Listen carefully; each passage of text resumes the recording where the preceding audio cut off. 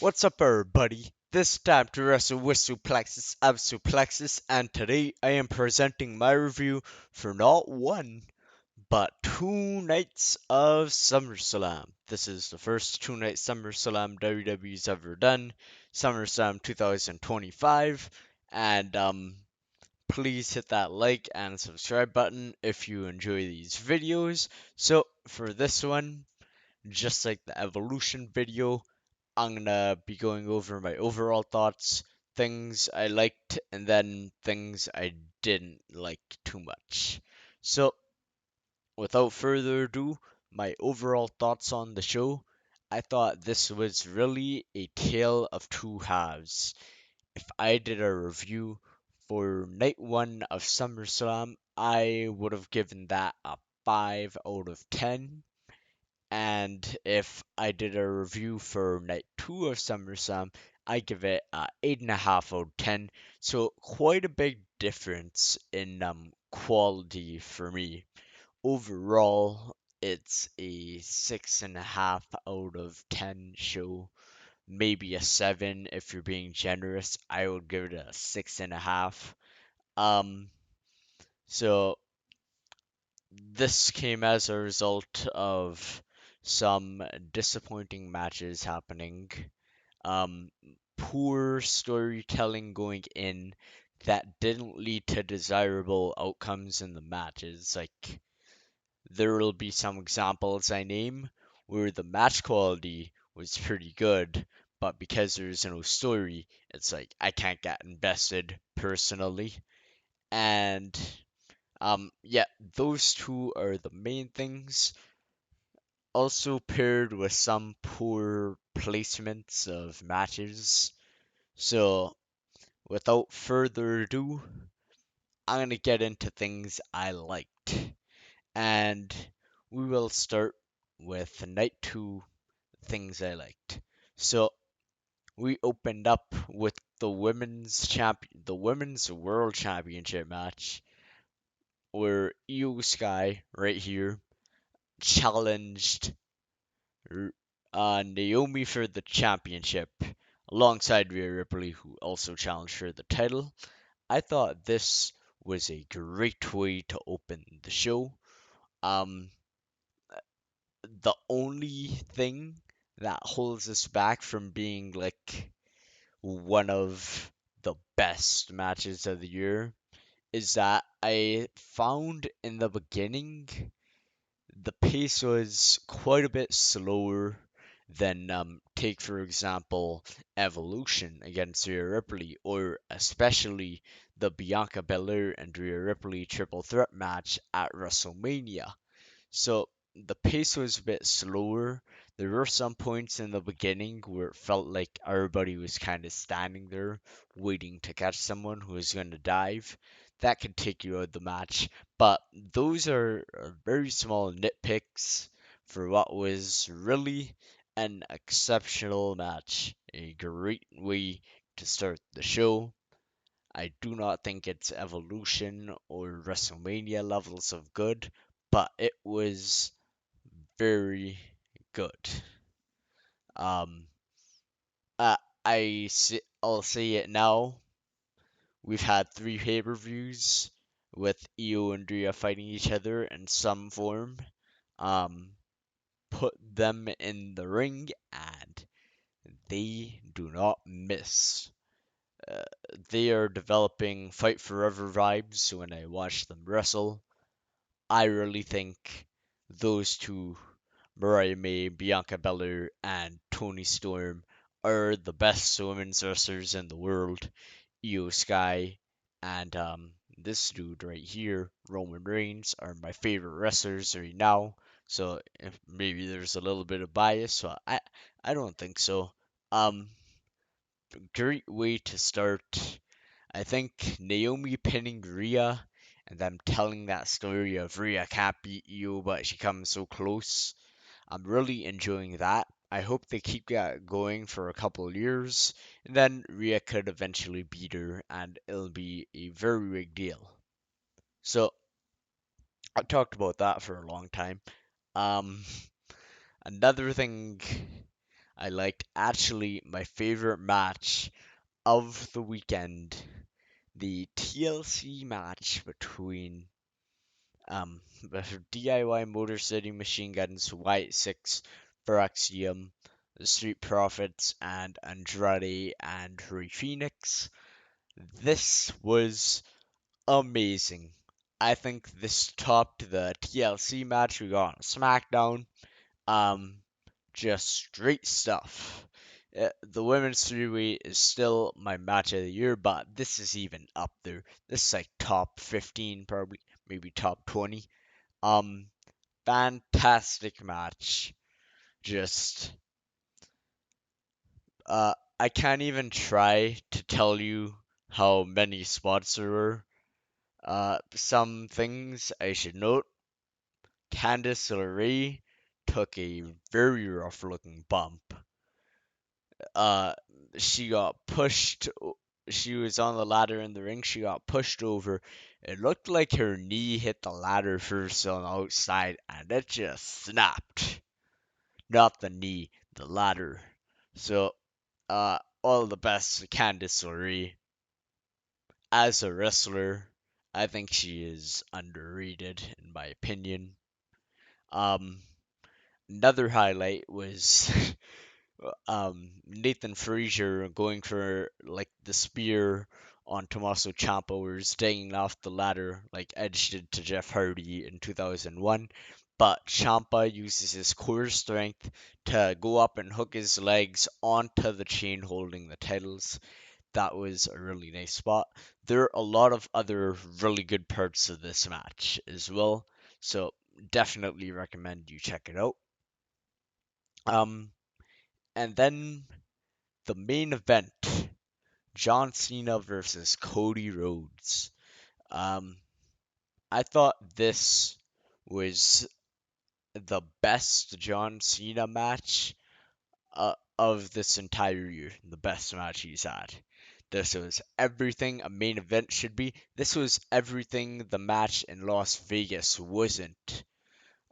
It was violent at times. Cody did a pile driver. And I laughed at that actually because this is the same move that took Randy Orton out for about 5 months, and then John Cena takes it and he kicks out at two. Like, what is it? Is it supposed to be, oh, you're gonna be out for like 6 months, or is it supposed to be, oh, it's another move in the match? Like AEW, they've established if you do 10 pile drivers there, you could kick out and who cares? But WWE, they protected that a lot, and then seeing that kicks out, a little weird to me. But um, it's everything a main event should be. Very entertaining. My favorite spot of the match is probably Cena rising up through the Cody Vader, holding Cody Rhodes, getting ready for a. It was just hilarious to see. It felt like he was a Terminator. It was awesome. And then Brock Lesnar returned. I might as well talk about that right now. I understand he's an attraction. For me, I do not like it at all. I wish this never happened because if you know what's going on with Brock, he was named in the Vince McMahon lawsuit. Um, I don't want to discuss any of the things Vince has done. You could search it up for yourself or the things he's been accused of. But long story short, the fact that they even have Brock on here when he was one of the people that were accused in the lawsuit of allowing Vince to do what he did, um, it's completely distasteful for me. I don't know why TKO would want to do this as a corporation, have someone like Brock Lesnar represent you. Um, I just really don't like it, and I can't comprehend why they would do it. So that's out the way now. I don't like it. I love the main event. Second best match of the weekend. So the TLC is number one. Number two is John Cena and Cody. Number three is the women's triple threat. And then number four is actually the Jelly Roll tag team match. I really liked this one. It, it just it just was entertaining. And sometimes you don't need the greatest in-ring work of all time. If you are entertained enough, it does its job. This was everything the celebrity match should have been. Logan Paul, I have no respect for the human being. I think some of the stuff he's done is pretty awful. And I'm talking about the wrestler in this match, he looked good in this match. And then Drew looked good, Randy looked good, Jelly Roll, for what they let him do, he did it pretty well. And number five favorite match, my OTC, my Tribal Chief, the opening tag match. This was the example of there wasn't enough heat, there wasn't enough bad blood going into this, haha, like the pay-per-view. Um, but it was a good opener to SummerSlam. It was a good first match. Roman Reigns did a suicide dive. So, yeah, I know we see suicide dives all the time, but this guy, Roman Reigns, if you've been watching his matches for like 4 years, you know he barely ever does any high flying moves. He did a crossbody at War Games, which I attended, at War Games in 2024, and everyone was shocked. So he does a suicide dive and he overshoots it and almost lands on his head. I was scared for my tribal chief, but uh, yo, that's just crazy to me. Sorry, my tribal chief, for covering your face there. That's just crazy to me. This is like his third match of the year, and he's doing stuff like this. Yo, when he fights Seth Rollins, that's gonna be amazing. It's gonna happen someday. That's gonna be like a five-star clinic, probably. Uh, if you don't know, my favorite pro wrestling match of all time, and I think the greatest pro wrestling match of all time, is Sami Zayn versus Roman Reigns at Elimination Chamber 2023. I think that's just perfect. Everything you want in wrestling, storytelling, atmosphere, in ring, entrance, everything about it, perfect. That is my favorite match of all time. Um, if Roman could capture that magic again, yes. So now let's get into the middle stuff. Becky Lynch and Lyra. I want to talk about that one. I This to me was good. I strongly disagree with the ending.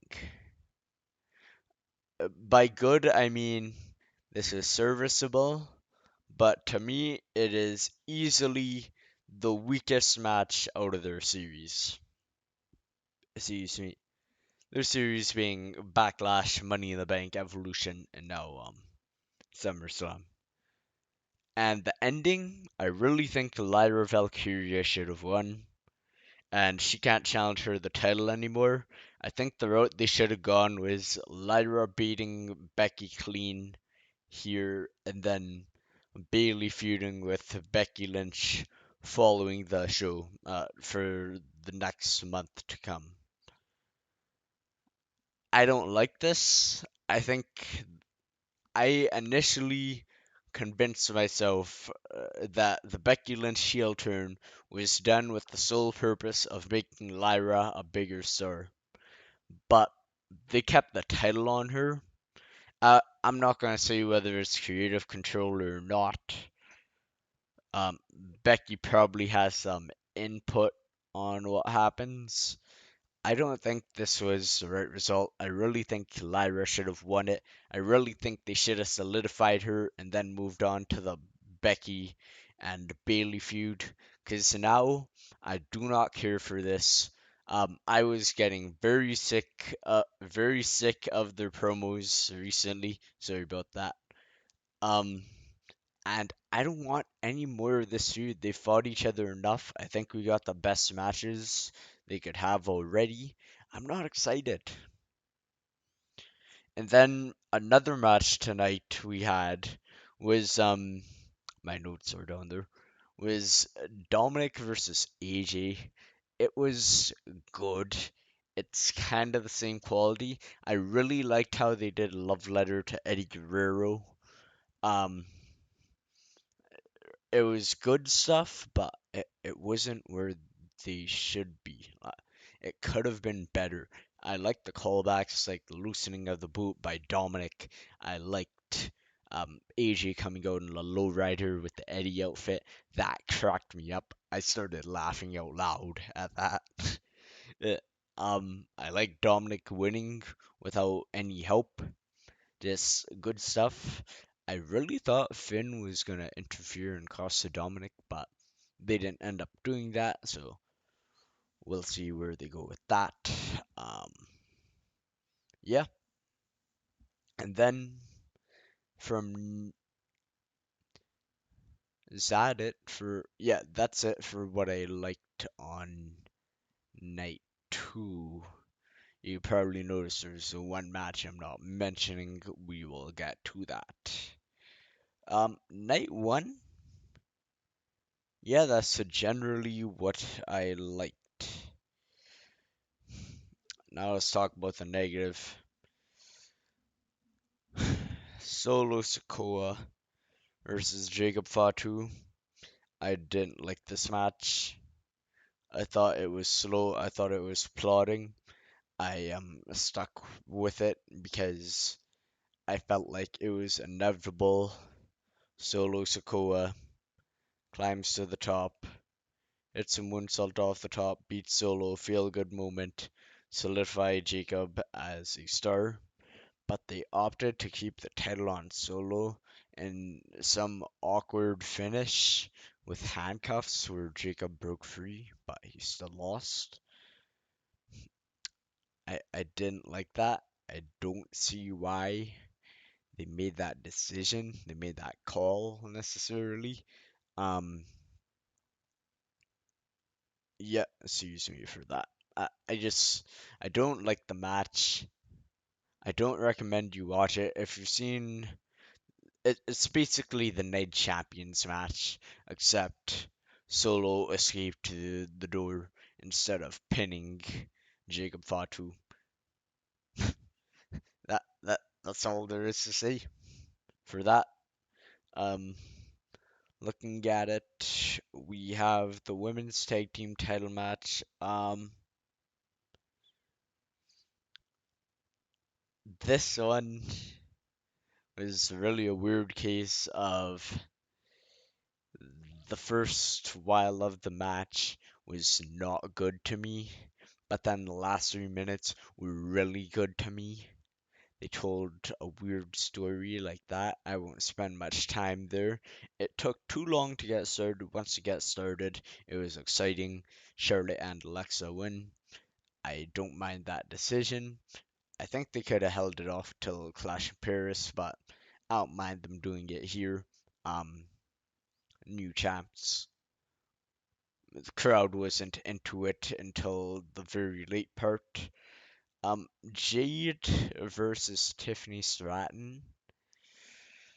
Oh, this one's weird. If you look at their in-ring work, it's a fine looking match, but there were sloppy parts to it, like Jade hitting the Jaded, and then flipping her over for the pin, but putting her Jade put Tiffany's leg on the rope. I didn't mention this in the Lyra match, but Becky put a zip tie around her wrist. Lyra got out of it, and then she put herself back into it real quick. took me out of the match a little bit because the story became a little weird because I know she could get out. Um, sorry, sorry, 10% warning. Karrion Cross versus Sami Zayn.